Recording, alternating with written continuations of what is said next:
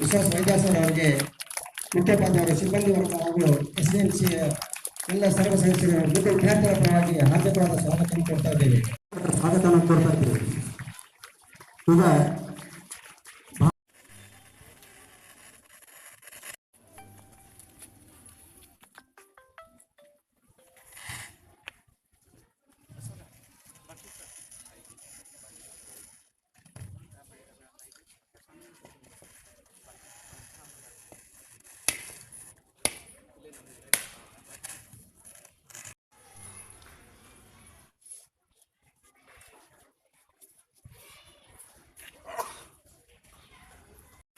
ಈ ಒಂದು ಕಾರ್ಯಕ್ರಮದಲ್ಲಿ ಭಾಗಿಯಾಗಿದ್ದ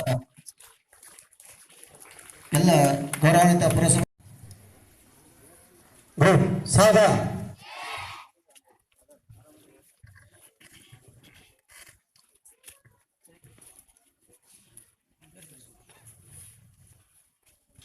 ध्वजाने के लिए नमस्ते। एक राष्ट्रगीते एक साथ शुरू कर।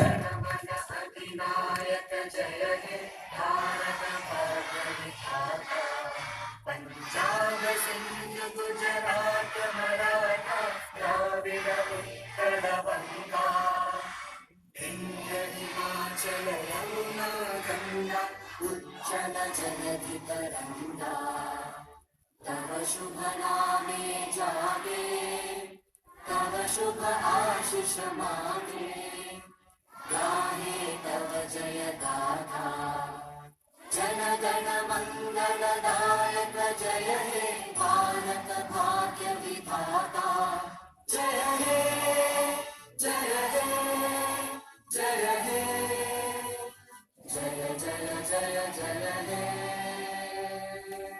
बोलो भारत माता की वंदे वंदे।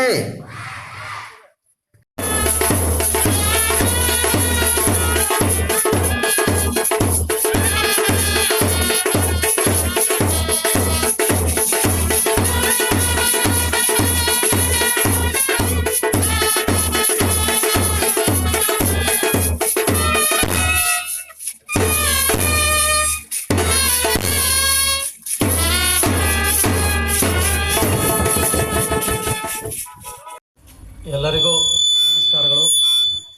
ಮಹಾನ್ಮಾತೆ ಶಕ್ತಿ ದೇವತೆ ತಾಯಿ ಯಲ್ಲಮ್ಮನ ಪಾದದಲ್ಲಿ ಶ್ರೀ ಶ್ರೀಷ್ಟಾಂಗ ನಮಸ್ಕಾರವನ್ನು ಸಲ್ಲಿಸುತ್ತಾ ನಗರದ ಸಮಸ್ತ ನಾಗರಿಕರಿಗೆ 77ನೇ ಗಣರಾಜ್ಯೋತ್ಸವದ ಹಾರ್ದಿಕ ಶುಭಾಶಯಗಳು. ಈ ಒಂದು ನಮ್ಮ ಸವದತ್ತಿ ನಗರಸಭೆಯ ಧ್ವಜಾರೋಹಣ ಕಾರ್ಯಕ್ರಮದಲ್ಲಿ ಉಪಸ್ಥಿತರ್ತಕ್ಕಂಥ ಸವದತ್ತಿ ಪುರಸಭೆಯ ಮಾಜಿ ಅಧ್ಯಕ್ಷರೇ, ಮಾಜಿ ಸದಸ್ಯರೇ ಹಾಗೂ ಮಾಜಿ ಉಪಾಧ್ಯಕ್ಷರೇ ಹಾಗೂ ಊರಿನ ಗಣ್ಯರೇ ಹಾಗೂ ವಿದ್ಯಾರ್ಥಿನಿಗಳೇ ಹಾಗೂ ಪತ್ರಿಕಾ ಮಾಧ್ಯಮದವರೇ, ನನ್ನ ಎಲ್ಲ ಸಿಬ್ಬಂದಿ ವರ್ಗದವರೇ, 1950 ಜನವರಿ 26ರಂದು ನಮಗೆ ಗಣರಾಜ್ಯೋತ್ಸವ ಸಿಕ್ತು. ಇದು 1947 ಆಗಸ್ಟ್ 15ರಂದು ಸ್ವಾತಂತ್ರ್ಯ ಸಿಕ್ಕ ನಂತರ ಈ ಒಂದು ಗಣರಾಜ್ಯವನ್ನು ರಚನೆ ಮಾಡಬೇಕಂದ್ರೆ ಸುಮಾರು 2 ವರ್ಷ 11 ತಿಂಗಳ 18 ದಿವಸ ಕಾಲಾವಕಾಶ ಬೇಕಾಗಿತ್ತು. ಈ ಒಂದು ಸಂವಿಧಾನ ರಚನಾ ಸಮಿತಿಯ ಅಧ್ಯಕ್ಷರಾಗಿ ಡಾಕ್ಟರ್ ಬಾಬು ರಾಜೇಂದ್ರ ಪ್ರಸಾದ್ ನೇಮಕ ಮಾಡಿತ್ತು.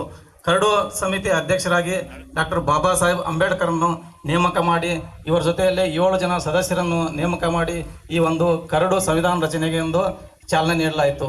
ಈ ಒಂದು ಕರಡು ಸಂವಿಧಾನ ರಚನೆಯನ್ನು ಮಾನವತಾವಾದಿ ಡಾಕ್ಟರ್ BR ಅಂಬೇಡ್ಕರ್ ಅವರು ಸುಮಾರು ಹಲವು ದೇಶಗಳನ್ನು ಸುತ್ತಿ ಈ ಒಂದು ನಮ್ಮ ಸಂವಿಧಾನವನ್ನು, ಲಿಖಿತ ಸಂವಿಧಾನವನ್ನು ನಮ್ಮ ದೇಶಕ್ಕೆ ಕೊಡುಗೆಯಾಗಿ ನೀಡಿದರು. ಈ ಸಂವಿಧಾನ ರಚನೆ ಮಾಡಬೇಕಂದ್ರೆ ಸುಮಾರು ಹಲವಾರು ತೊಡರುಗಳು ಅವ್ರಿಗೆ ಬಂದು, ಯಾಕಂದರೆ ಈ ಒಂದು ನಮ್ಮ ದೇಶದಲ್ಲಿ ಸುಮಾರು 100 ಜಾತಿ ವ್ಯವಸ್ಥೆ ಹಾಗೂ ಪಂಥ ವ್ಯವಸ್ಥೆ ಇವೆಲ್ಲ ಇದ್ದು, ಇವೆಲ್ಲವನ್ನು ಒಟ್ಟುಗೂಡಿಸಿ ಎಲ್ಲರಿಗೂ ಮೂಲಭೂತ ಹಕ್ಕನ್ನು ನೀಡುವುದು ಹಾಗೂ ಪ್ರಜಾಪ್ರಭುತ್ವ ನೀಡುವುದು ಅವರ ಮೂಲಭೂತ ಕರ್ತವ್ಯ ಆಗಿತ್ತು. ಇವೆಲ್ಲವನ್ನು ಮೆಟ್ಟಿ ನಿಂತು ಜಾತಿ ವ್ಯವಸ್ಥೆ, ಪ್ರಾಂತೀಯ ವ್ಯವಸ್ಥೆ ಎಲ್ಲವನ್ನು ಸೇರಿಸಿಕೊಂಡು ಸುಮಾರು ಆ ಸಂದರ್ಭದಲ್ಲಿ ಬ್ರಿಟಿಷರು ನಮಗೆ ಹೋಗುವಾಗ 560 ಪ್ರಾಂತಿಕ ಸಂಸ್ಥಾನವನ್ನು ನೇಮಕ ಮಾಡಿದರು. ಅವೆಲ್ಲ ಪ್ರಾಂತೀಯ ಸಂಸ್ಥಾನವನ್ನು ಒಟ್ಟುಗೂಡಿಸಿ ಅಂಬೇಡ್ಕರ್ ಅವರು ಎಂದು ಭವ್ಯ ಲಿಖಿತ ಸಂವಿಧಾನವನ್ನು ನಮಗೆ ನೀಡಿದ್ದಾರೆ. ಈ ಸಂವಿಧಾನ ವ್ಯವಸ್ಥೆಯಲ್ಲಿ ನಾವೆಲ್ಲರೂ ಕೂಡ ಕಾರ್ಯಾಂಗ, ನ್ಯಾಯಾಂಗ ಮತ್ತು ಶಾಸಕಾಂಗ ವ್ಯವಸ್ಥೆಯಲ್ಲಿ ನಾವು ಕರ್ತವ್ಯ ನಿರ್ವಹಿಸ್ತಿದ್ದೇವೆ. ಇವತ್ತಿನ ದಿವಸ ನಾ ಇಲ್ಲಿ ಒಂದು ಮಿನಿಟ್ ಸ್ಪೀಚ್ ಮಾಡ್ಬೇಕಂದ್ರೆ ಇದು ನಾವು ಬಾಬಾ ಸಾಹೇಬ್ ಅಂಬೇಡ್ಕರ್ ನೆನೆಸ್ಬೇಕಾಗತ್ತೆ. ಯಾಕಂದರೆ ಬೇರೆ ದೇಶಗಳನ್ನ ಕಂಪೇರ್ ಮಾಡ್ಕೊಂಡ್ರೆ ಈ ಒಂದು ಯಾವುದೇ ಕಾರಣಕ್ಕೂ ನಮ್ದು ಅಧ್ಯಕ್ಷರ ಅವಧಿ ಮುಗೀತದೆ. ಅಧ್ಯಕ್ಷರ ಮುಗಿದ ತಕ್ಷಣ 1 ಗಂಟೆನೂ ಕೂಡ ಆ ಸ್ಥಾನದಲ್ಲಿ ನಮ್ಮ ಅಧ್ಯಕ್ಷರಿಲ್ಲ. ಅಮೇರಿಕಾ, ಬ್ರಿಟನ್ ದೇಶ ನೋಡ್ಕೊಡ್ರಿ, ಅವ್ರ ಅಧ್ಯಕ್ಷ ಅವಧಿ ಮುಗಿದ ತಕ್ಷಣ ಸುಮಾರು 5-6 ತಿಂಗಳಾಗುತ್ತೆ ಅವ್ರ ಅವಧಿ ಹೊರ ಬರ್ಬೇಕಂದ್ರೆ. ಈ ಒಂದು ನಮ್ಮ ಒಂದು ಸಂವಿಧಾನ ವ್ಯವಸ್ಥೆ ಒಂದು ಭದ್ರವಾಗಿದೆ ಹಾಗೂ ಇದು ಒಂದು ಲಿಖಿತ ಸಂವಿಧಾನ ಆಗಿರುವಂಥ ಈ ಸಂದರ್ಭದಲ್ಲಿ ಹೇಳುತ್ತಾ, ನನಗೆ ಈ ಸಂದರ್ಭದಲ್ಲಿ ಹಲವಾರು ಮಾತನಾಡಲು ಅವಕಾಶ ನೀಡಿದ್ದೀರಿ. ಯಾಕಂದರೆ ನಾನು ಈ ಸವದತ್ತಿ ಯಲ್ಲಮ್ಮ ಪುರಸಭೆಯನ್ನು ನಗರಸಭೆ ಮೇಲ್ದರ್ಜೆಗೇರಿಸಿ ಈ ಒಂದು ಸವದತ್ತಿ ಮುಖ್ಯ ಅಧಿಕಾರಿಯಾಗಿ ನಂತರ ಏನು ಗೊತ್ತಾ, ಇದೇ ಸವದತ್ತಿಯಲ್ಲಿ ನಗರಸಭೆಯ ಪೌರಾಯುಕ್ತರಾಗಿ ಅವಕಾಶ ನೀಡಿದಿರಿ. ಎಲ್ಲ ಊರಿನ ಗಣ್ಯರಿಗೆ ನಾನು ನನ್ನ ಕುಟುಂಬದ ಸಮೇತವಾಗಿ ವಂದನೆಯನ್ನು ಸಲ್ಲಿಸಲು ಇಷ್ಟಪಡ್ತಾ ಇದ್ದೀನಿ. ಅದರ ಜೊತೆಯಲ್ಲಿ ಈ ಒಂದು ಸವದತ್ತಿಯ ನಗರವನ್ನು ಸರ್ವಾಂಗೀಣ ಅಭಿವೃದ್ಧಿಗಾಗಿ ಮಾನ್ಯ ಶಾಸಕರ ನೇತೃತ್ವದಲ್ಲಿ ನಾವು ಹಲವಾರು ಬಾರಿ ವಿಚಾರಿಸ್ತಾ ಇದ್ದೇವೆ. ಸವದತ್ತಿ ನಗರದಲ್ಲಿ ಸುಮಾರು ವರ್ಷದಿಂದ ಕುಡಿಯುವ ನೀರಿನ ವ್ಯವಸ್ಥೆ 8-10 ದಿವಸಕ್ಕೊಮ್ಮೆ ಬರ್ತಾ ಇತ್ತು. ಮಾನ್ಯ ಶಾಸಕರ ಒಂದು ನೇತೃತ್ವದಲ್ಲಿ ನಮ್ಮ ಎಲ್ಲ ಸಿಬ್ಬಂದಿಗಳ ಪ್ರಯತ್ನದಿಂದ ಈ 24/7 ಅನ್ನು ಹೋದ ವರ್ಷ ಏನು ಗೊತ್ತಾ ಏಪ್ರಿಲ್ನಲ್ಲಿ ನಾವು ಏನು ಗೊತ್ತಾ ಚಾಲನೆ ನೀಡಿದೆವು. ಈಗ ಸವದತ್ತಿ ಪಟ್ಟಣದ ಎಲ್ಲ ನಾಗರಿಕರು ಸಮೃದ್ಧಿಯಾಗಿ ಏನು ಗೊತ್ತಾ ಪ್ರತಿ ದಿವಸ ಒಂದು ನೀರು ಕುಡಿಯುವ ವ್ಯವಸ್ಥೆ ಆಗಿದೆ. ಅದರ ಜೊತೆಯಲ್ಲಿ ಮಾನ್ಯ ಶಾಸಕರ ನೇತೃತ್ವದಲ್ಲಿ ಸವದತ್ತಿ ಯಲ್ಲಮ್ಮ ಈ ಲಂಡನ್ ಹಳ್ಳ ನೀರನ್ನು ನೇರವಾಗಿ ನದಿಗೆ ಸೇರ್ತಾ ಇತ್ತು. ಈ ನದಿಗೆ ಸೇರುವ ವ್ಯವಸ್ಥೆಯನ್ನು ಸುಮಾರು ದಿವಸದಿಂದ ಇದು ಏನು ಗೊತ್ತಾ ಹಲವಾರು ಜನರ ಏನು ಗೊತ್ತಾ ಆಕ್ಷೇಪಣೆ ಇತ್ತು. ಇದರ ಜೊತೆಯಲ್ಲಿ ಮಾನ್ಯ ಶಾಸಕರು 12 ಕೋಟಿ ಅನುದಾನದಲ್ಲಿ ಈ ಹೊಸ ಬಸ್ ಸ್ಟ್ಯಾಂಡ್ ಹಿಂಭಾಗ ಏನಂದ್ರೆ STP ಪ್ಲಾಂಟ್ ನಿರ್ಮಾಣ ಮಾಡಿ ಈಗಾಗಲೇ ಚಾಲನೆ ಇದೆ. 3 ತಿಂಗಳಿಂದ ನಮ್ಮ ಲಂಡನ್ ಹಳ್ಳ ನೀರನ್ನು ರೊಚ್ಚ ನೀರು ಎಲ್ಲ ಹೋಗಿ ಏನಾಗುತ್ತೆ ಶುದ್ಧೀಕರಣವಾಗಿ ಏನಾಗಿದೆ ಮತ್ತೆ ನದಿಗೆ ಹೋಗ್ತಾ ಇದೆ. ಈ ವ್ಯವಸ್ಥೆಯನ್ನು ಏನು ಗೊತ್ತಾ ನಮ್ಮ ಶಾಸಕರು ನಿರ್ವಹಿಸಿಕೊಂಡಿದ್ದಾರೆ. ಅದರ ಜೊತೆಯಲ್ಲಿ ಈಗ ನಮಗೆ 44 ವರ್ಷದಿಂದ ಈಗ ನಮ್ಮ ಗ್ರಾಮ ದೇವತೆ ಜಾತ್ರೆ ನಡೀತಾ ಇದೆ. ಈ ಜಾತ್ರೆಯಲ್ಲಿ ರಸ್ತೆ ಮತ್ತು ಚರಂಡಿಗೆ 1.5 ಕೋಟಿ ಅನುದಾನ ತಂದು ಈ ಒಂದು ಕಾಮಗಾರಿಯನ್ನು ಚಾಲನೆ ನೀಡಿದ್ದಾರೆ. ಅದರ ಜೊತೆಯಲ್ಲಿ ಸುಮಾರು ವರ್ಷದಿಂದ ನಮ್ಮದು ಒಳಚರಂಡಿ ಕಾಮಗಾರಿ ನೆನಗುದಿಗೆ ಬಿದ್ದಿತ್ತು. ಇದನ್ನು 41 ಕೋಟಿ ಅನುದಾನ ತಂದು ಮಾನ್ಯ ಶಾಸಕರು ಮೊನ್ನೆ ಏನು ಗೊತ್ತಾ ಬುದ್ಧಿ ಪೂಜೆ ಮಾಡಿ ಈಗಾಗಲೇ ಸೆರವಾಗದಿಂದ ಕಾಮಗಾರಿಯನ್ನು ಪ್ರಾರಂಭವನ್ನು ಮಾಡಿದ್ದಾರೆ. ಈ ಒಂದು ಎಲ್ಲ ಹೆಗ್ಗಳಿಕೆ ಇದು ನಮ್ಮ ಜನಪ್ರಿಯ ಶಾಸಕರು ಸಲ್ಲಬೇಕಂತ ನಾನು ಇಲ್ಲಿ ತಮ್ಮಲ್ಲಿ ಕೇಳ್ಕೊಳ್ತೇನೆ. ಅದರ ಜೊತೆಯಲ್ಲಿ ರಾಮಪುರ ಸೈಟಲ್ಲಿ ಸುಮಾರು ವರ್ಷದಿಂದ ಚರಂಡಿ ಇದೆ. ಈ ಲಂಡನಹಳ್ಳಿ ಹೇಗಿದೆ ಹಾಗೆ ಕೂಡ ಏನು ಗೊತ್ತಾ ರಾಮಪುರ ಸೈಟಲ್ಲಿ ಇನಾಮತಿ ಪ್ಲಾಟ್ನ ಹಿಡ್ಕೊಂಡು ಕಾವೇರಿ ಸಾಹುಕಾರ ತೋಟದಿಂದ ಕಿತ್ತೂರು ವಕೀಲರ ತೋಟದ ಮುಂದೆ ಅದು ಕೂಡ ನೇರವಾಗಿ ನದಿಗೆ ಸೇರುವ ಒಂದು ವ್ಯವಸ್ಥೆ ಇದೆ. ಅದನ್ನು ಕೂಡ 3.5 ಕೋಟಿಯಲ್ಲಿ ಇಂಟರ್ಸೆಕ್ಷನ್ ಡೈವರ್ಷನ್ ಎಂಬ ಹೆಡ್ನಲ್ಲಿ ಮಾನ್ಯ ಶಾಸಕರು 3.5 ಕೋಟಿ ಅನುದಾನ ತಂದು ಅದು ಕೂಡ ಈಗ ಆಡಳಿತಾತ್ಮಕ ಅನುದಾನ ನೀಡಿದೆ. ಈಗ ಸದ್ಯದಲ್ಲಿ ಅದು ಕೂಡ ಕಾಮಗಾರಿಯನ್ನು ಪ್ರಾರಂಭ ಆಗ್ತದೆ. ಅದರ ಜೊತೆಯಲ್ಲಿ ಸವದತ್ತಿ ಬೋರ್ಡ್ ಅನಾವರಣ ಕಾರ್ಯಕ್ರಮವನ್ನು ಮಾನ್ಯ ಶಾಸಕರ ಅಧ್ಯಕ್ಷತೆಯಲ್ಲಿ ನಿರ್ವಹಿಸಬೇಕಂತ ನಿರ್ಧರಿಸಲಾಗಿದೆ. ಸಾರ್ವಜನಿಕರು ಹಾಗೂ ಪಟ್ಟಣದ ಸರ್ವ ನಾಗರಿಕರು ಬಂದು ಈ ಕಾರ್ಯಕ್ರಮಕ್ಕೆ ಮೆರಗು ನೀಡಬೇಕಂತ ಹೇಳ್ತಾ ಇಲ್ಲಿ ನನಗೆ ಮಾತಾಡಲು ಅವಕಾಶ ಕೊಟ್ಟಂತ ಎಲ್ಲ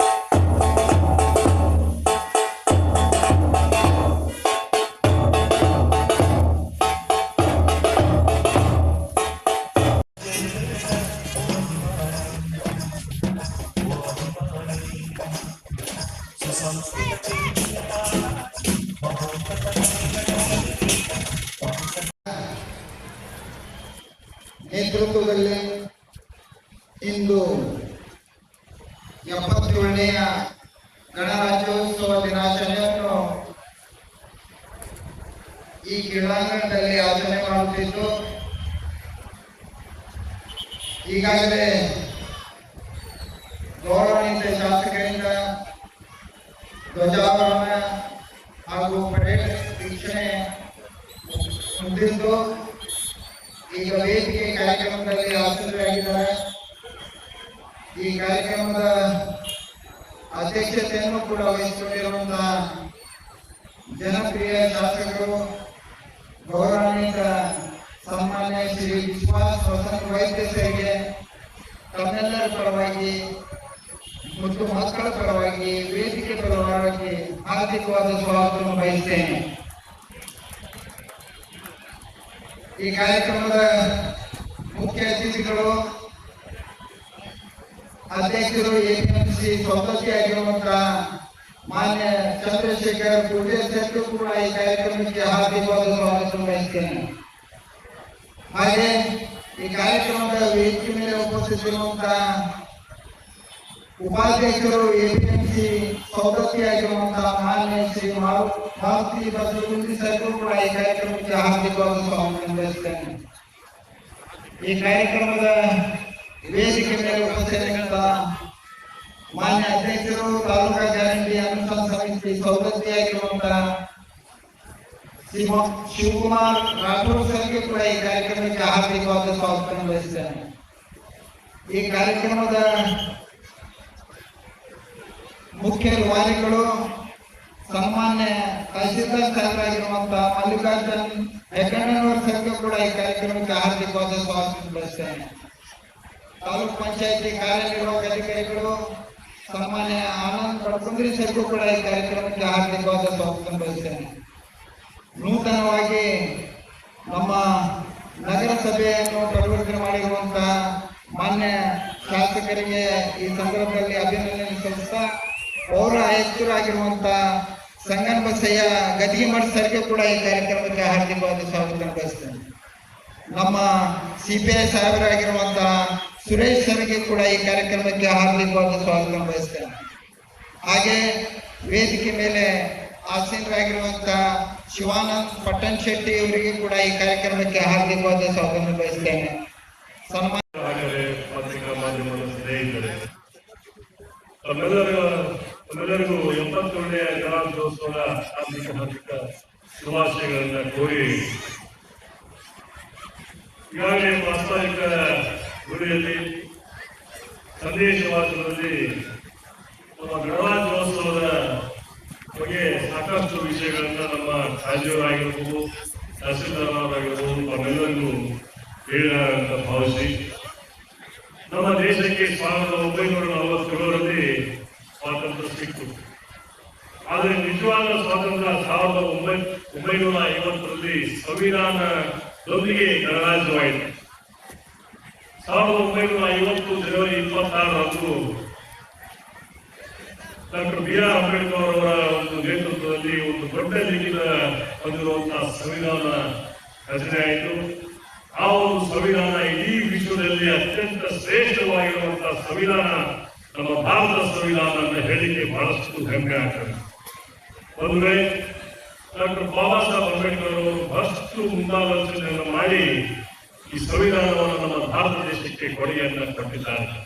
ಅವೆಲ್ಲವನ್ನ ಪಾಲನೆ ಮಾಡಬೇಕಾಗಿರುವ ನಮ್ಮನಿಗೆಲ್ಲರ ಕರ್ತವ್ಯ, ಗೌರವಿಸಬೇಕು, ಪಾಲನೆಯನ್ನು ಮಾಡಬೇಕು ಅನ್ನುವಂಥ ಮಾತನ್ನು ಕೂಡ ಈ ಸಂದರ್ಭ ಹೇಳಬಯಸ್ತೇನೆ.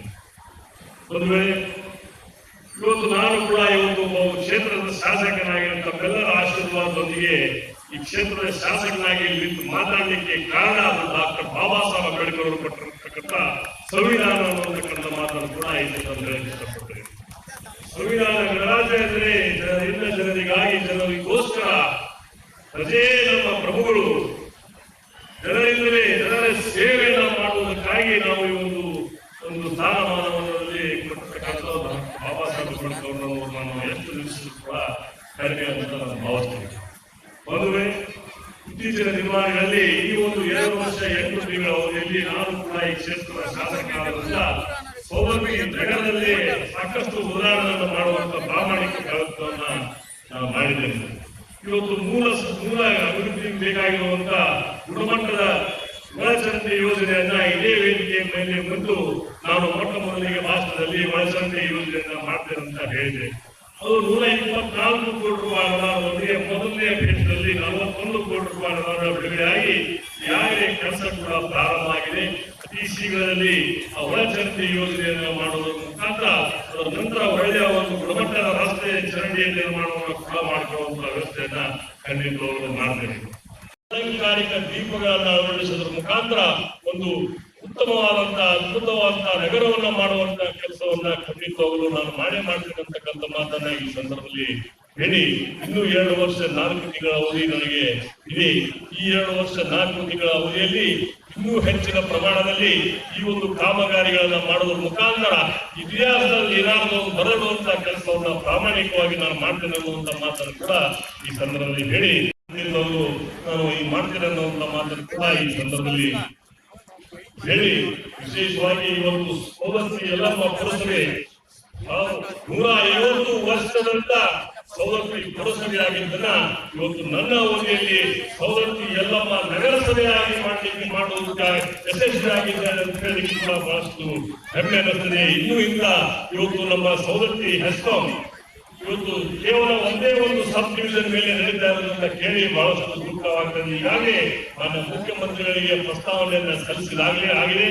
ಅತಿ ಶೀಘ್ರದಲ್ಲಿ ಯಲಗಟ್ಟಿಯನ್ನ ಉಪವಿಭಾಗ ಸೌದತ್ತಿಯನ್ನ ವಿಭಾಗವನ್ನ ಮಾಡೋದ್ರ ಮುಖಾಂತರ ಎಲ್ಲ ಪ್ರತಿಯೊಂದು ನೀರಾವರಿಯ ಹೊಲಗಳಿಗೆ ರೈತರಿಗೆ ನೇರವಾಗಿ 24 ಗಂಟೆ ಕರೆಂಟ್ ಅನ್ನ ಕೊಡಿಸುವಂತ ಕೆಲಸವನ್ನ ಅತಿ ಶೀಘ್ರದಲ್ಲಿ ಮಾಡ್ತಾರೆ ಅಂತಕ್ಕಂಥ ಮಾತನ್ನು ಕೂಡ ಈ ಸಂದರ್ಭದಲ್ಲಿ ಹೇಳಿ, ಇನ್ನು ಸೌದತ್ತಿಯಲ್ಲಿ ಒಂದು RTO ಆಫೀಸ್ ಆಗಬೇಕಾಗಿದೆ, ಯಲಗಟ್ಟಿಯಲ್ಲಿ ಪೊಲೀಸ್ ಸ್ಟೇಷನ್ ಆಗಬೇಕಾಗಿದೆ, ಇನ್ನು ಹಲವಾರು ಕಾಮಗಾರಿಗಳು ಕೂಡ ಮಾಡಬೇಕಾಗಿದೆ.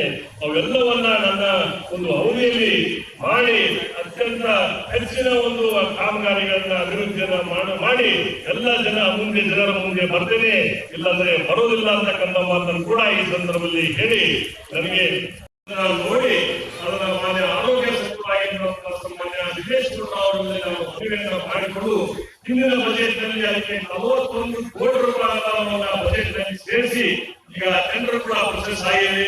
ಅತಿ ಶೀಘ್ರದಲ್ಲಿ 1 ವರ್ಷ 6 ತಿಂಗಳ ಒಳಗಾಗಿ ಒಂದು ಸುಶಿಕ್ಷಿತವಾದಂತಹ ಆಸ್ಪತ್ರೆಯನ್ನ, ತಾಲೂಕು ಆಸ್ಪತ್ರೆಯನ್ನ, ಮೂರು ಆಸ್ಪತ್ರೆಯನ್ನ, ತಾಯಿ ಮಗು ಆಸ್ಪತ್ರೆಯನ್ನ ಕಟ್ಟಿರುವಂತ ವ್ಯವಸ್ಥೆಯನ್ನ ಖಂಡಿತವಾಗೂ ಮಾಡ್ತೇನೆ ಅನ್ನುವಂತ ಮಾತನ್ನು ಕೂಡ ಈ ಸಂದರ್ಭದಲ್ಲಿ ಹೇಳಿ, ಇವತ್ತು ಮುನ್ನಡಿ ಇವತ್ತು ಪ್ರಾಥಮಿಕ ಆರೋಗ್ಯ ಕೇಂದ್ರವನ್ನ ಸಮುದಾಯ ಆರೋಗ್ಯ ಕೇಂದ್ರವನ್ನಾಗಿ ಮಾಡಬೇಕಾಗಿದೆ, ಯಲಗಟ್ಟಿ ಸಮುದಾಯ ಆರೋಗ್ಯ ಕೇಂದ್ರವನ್ನ ತಾಲೂಕಾ ಕೇಂದ್ರವನ್ನಾಗಿ ಮಾಡಬೇಕಾಗಿದೆ. ಇದು ಅನೇಕ ಗ್ರಾಮಗಳಲ್ಲಿ ಪ್ರಾಥಮಿಕ ಆರೋಗ್ಯ ಕೇಂದ್ರವನ್ನು ಕೂಡ ಮಾಡಬೇಕಾಗಿದೆ. ಇವೆಲ್ಲವನ್ನ ಮಾಡುವಂತಹ ವ್ಯವಸ್ಥೆಯನ್ನ ಖಂಡಿತವಾಗೂ ಮಾಡ್ತಾರೆ ಅಂತಕ್ಕಂಥ ಮಾತನ್ನ ಈ ಸಂದರ್ಭದಲ್ಲಿ ಹೇಳ್ತಾ, ಇವತ್ತು ಇಲ್ಲಿ ನನಗೆ ಒಂದು ಕಲಿಸಿ ಅಧ್ಯಕ್ಷತೆ ಸ್ಥಾನವನ್ನು ನೀಡಿದ್ದಕ್ಕೆ ನನಗೆ ಒಂದು ಗೌರವ ಬಹಳ ಕೊಡುವಂತಹ ಸಂದರ್ಭದಲ್ಲಿ ನನ್ನ ಎಲ್ಲ ಮೈಯೆಲ್ಲ ರೋಮಾಂಚನಗಳು ಬಹಳಷ್ಟು ಸಂತೋಷವಾಯಿತು. ಇವತ್ತು ನನಗೆ ಹುಟ್ಟಿದ್ದು ಸಾರ್ಥಕವಾಯಿತು. ಎಲ್ಲ ವಿದ್ಯಾರ್ಥಿಗಳಿಗೆ ಒಂದು ಕಿವಿ ಮಾತನ್ನ ಹೇಳಕ್ಕೆ ಇಷ್ಟಪಡ್ತೇನೆ. ಯಾಕಂದ್ರೆ ನಾನು ಕೂಡ ಈ SC ಆಂಗ್ಲ ಮಾಧ್ಯಮ ಶಾಲೆಯಲ್ಲಿ ಕಲಿತಂತ ವ್ಯಕ್ತಿ. ಪ್ರತಿ ಆಗಸ್ಟ್ 15 ಜನವರಿ 26ರಂದು ಇದೇ ಒಂದು ಮೈದಾನದಲ್ಲಿ ಬಂದು ಪ್ರಭಾತೇರಿ ಕಾರ್ಯಕ್ರಮದಲ್ಲಿ ಭಾಗವಹಿಸಿದೆ. ಇರ್ತಕ್ಕಂಥ ಶಾಸಕರು ಈ ಧ್ವಜಾರೋಹಣ ಮಾಡುವುದನ್ನು ನೋಡಿ ನಾನು ಕೂಡ ಈ ಒಂದು ದಿನ ಈ ಧ್ವಜಾರೋಹಣ ಮಾಡಬೇಕು ಅನ್ನುವಂತ ಕನಸನ್ನು ಹೊತ್ತು ನಾನು ಕೊಟ್ಟಿದ್ದೆ. ಅದರಲ್ಲಿ ಯಶಸ್ವಿ ಆಗಿದ್ದೇನೆ. ಯಾಕೆಂದ್ರೆ ವಿದ್ಯಾರ್ಥಿಗಳಲ್ಲಿ ಒಂದು ಮಾತು ಹೇಳಕ್ಕೆ ಇಷ್ಟಪಡ್ತೇನೆ, ಕನಸನ್ನ ದೊಡ್ಡ ಪ್ರಮಾಣದಲ್ಲಿ, ಅತಿ ದೊಡ್ಡ ಪ್ರಮಾಣದಲ್ಲಿ ಕನಸು ಕಾಣಬೇಕು. ಕನಸು ಕಾಣುವುದರ ಬರೀ ಕನಸು ಕಾಣುವುದ, ವಿದ್ಯೆ ಒಳಗೆ ಕನಸು ಕಾಣಬಹುದು.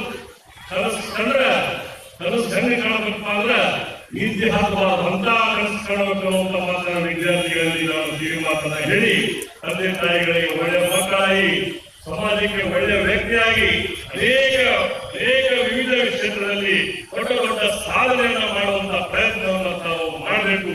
ಶಿಕ್ಷಣಕ್ಕೆ ಹೆಚ್ಚಿನ ಆದ್ಯತೆಯನ್ನು ನೀಡಿ ವಿವಿಧ ಕ್ಷೇತ್ರದಲ್ಲಿ ಸಾಧನೆಯನ್ನ ಮಾಡಬೇಕಂತ ಈ ಸಂದರ್ಭದಲ್ಲಿ ಹೇಳಿ, ಇವತ್ತಿನ ದಿನ ಇವತ್ತು ಅನೇಕ ಪ್ರಗತಿಪರ ರೈತರನ್ನ, ಅನೇಕ ದೊಡ್ಡ ಅಂಕಗಳ ಗಳಿಸಿದಂತ SSLC ವಿದ್ಯಾರ್ಥಿಗಳಿಗೆ, ಪೈಲ್ವಾನರಿಗೆ, ಅನೇಕರಿಗೆ ಇವತ್ತು ಇಲ್ಲಿ ಸನ್ಮಾನವನ್ನು ಮಾಡಲಾಯಿತು.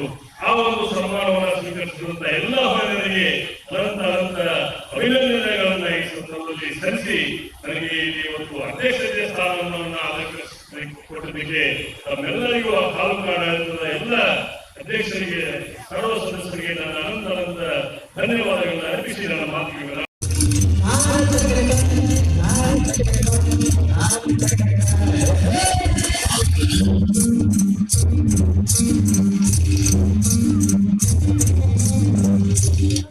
I